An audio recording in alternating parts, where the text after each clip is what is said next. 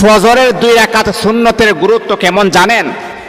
আমার আপনার দয়াল নবী মদিনার কামলিওয়ালা নবী বলেছেন, ফজরের 2 রাকাত সুন্নতটা এমন, যদি তাম পৃথিবীকে যদি আপনি 10-12 বিক্রি করে দেন, তারপরও ফজরের 2 রাকাত সুন্নতের সমান হবে না, ফজরের 2 রাকাত সুন্নতের দাম হবে না। আমার রাসূল আরো বলেন, ফজরের 2 রাকাত সুন্নতটা হচ্ছে এমন, যেমন ধরেন আপনাকে শত্রু তাড়া করতেছেন, কাফেররা আপনাকে আক্রমণ করার জন্যে ধরার জন্য তারা তাড়া করতেছেন, আপনি ধৈর্যের ভিতরে আছেন, তারপর আল্লাহর হাবিব বলেছেন যখন ফজরের সময় হয়ে যাবে তখন তোমরা ফজরের 2 রাকাত সুন্নত তোমরা আদায় করবা।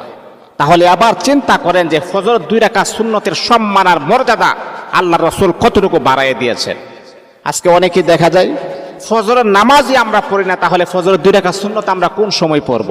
এই জন্য মুহতারাম হাজিরিন, আমার রাসূল বলেছেন ফজরের নামাজ যারা পড়বে তারাই হচ্ছে মুমিন।